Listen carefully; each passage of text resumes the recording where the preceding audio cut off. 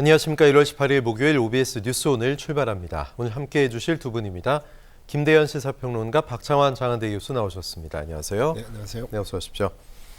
자, 여야가 잇따라 총선 공천 방식을 확정하면서 현역 의원은 물론이고 예비 후보들도 득실 계산을 위해서 바빠졌습니다.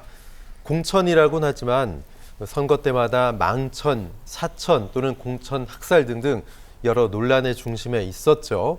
과연 이번에는 여야 모두 공천을 어떻게 할지 또 얼마나 시끄러울지 모르겠습니다. 여야 모두 공이 시스템 공천을 말하고는 있는데 이른바 벌써부터 자객 공천, 전략 공천 이야기들로 시끄럽습니다. 자, 먼저 마포을이 어제 좀 화제가 됐었는데요.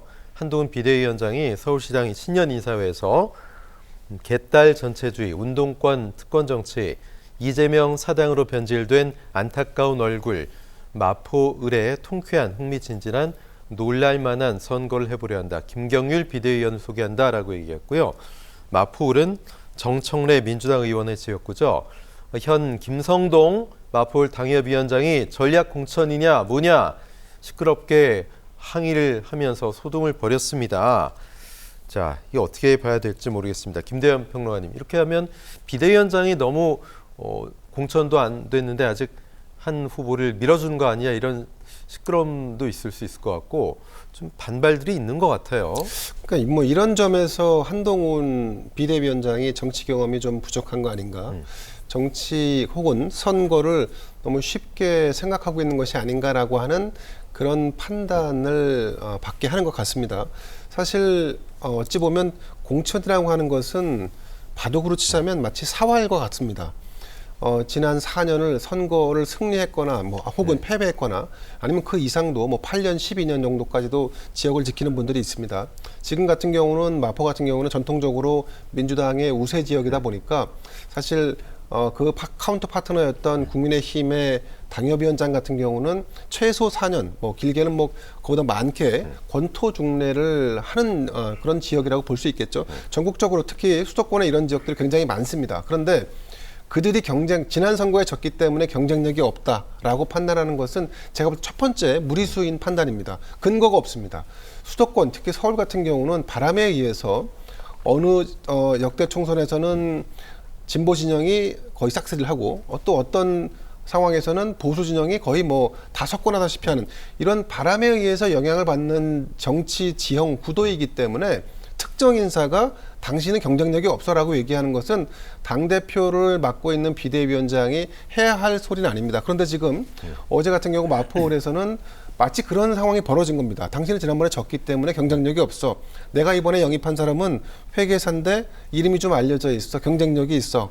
그래서 전략 공천을 할 것 같은 그런 뉘앙스로 얘기를 하니까 당내에서는 당연히 이게 원칙이 있는 거냐. 이 사람이 지금 비대위원장으로 온 사람이 선거를 너무 쉽게 생각하는 거 아니냐라고 하는 비판이 나올 수밖에 없습니다. 역대 국회의원, 특히 총선에서는 크게 보면 두 가지가 선거의 판세를 가릅니다. 첫 번째는 얼마나 공천을 자연스럽게 잘 하느냐. 만약에 여기서 공천을 제대로 못하면 파행되고 분열되고 그 다음에 패배로 이어져 왔습니다. 그리고 두 번째는 막말 혹은 불공정에 대한 논란이 불거졌을 때 상대당을 넘어서거나 상대당을 이길 수 있는 어떤 키포인트가 되는데 이 지금 두 가지 중에 하나인 공천 문제에 대해서 한동훈 비대위원장이 무원칙적인 행동을 보인다라고 하는 것은 굉장히 앞으로 넘어야 할 산을 스스로 만드는 격입니다. 또 한 가지는 김경률이라는 분이 오피니언 리더죠. 방송이나 이런 곳에서 많이 등장을 했지만 실제로 이런 분들이 그러면 지역 정치에 능수능란한 실력을 발휘해 왔는가? 역대에서 보면 그렇게 영입된 분들이 지역 정치에 착근을 잘 못하는 경우가 더 많았습니다. 반대와 비판에 익숙한 분들이 사실 지역에 착근한다는 것은 매우 어려운 문제입니다. 그러니까 이런 상황을 다 종합해서 본다 그러면 지금 한동훈 비대위원장이 하고 있는 인천 계양을도 마찬가지입니다만 누구를 앞세워서 내세워서 뭔가 공천이 이루어질 것처럼 하는 것은 잠재되어 있는 불만들을 표출하게 만드는 그런 어떤 단초가 될 수 있다는 점에서 굉장히 우려스럽습니다. 네. 또 주목할 거는 김경률 비대위원이 총선 지역구 출마는 속마음은 어떤지 모르겠습니다만 생각도 안 했었는데 한 비대위원장이 제안을 하니까 오케이 했다는 거죠. 자, 총선의 의미, 본인이 정말 정치의 뜻이 있고 내가 이 지역을 위해서, 나라를 위해서 봉사해야 되겠다. 이래야 나가는 건데 한번 나가볼래? 한번 나가볼까? 이건 좀 아닌 거 아닌가? 박 교수님 어떻게 보세요?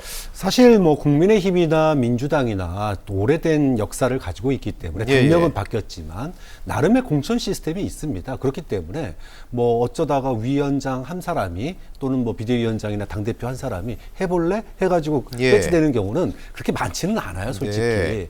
그런데 지금 국민의힘의 공천 시스템 그리고 당 이 리더십이 완전히 붕괴됐다가 지금 새로 만들어진 상황이란 말이죠.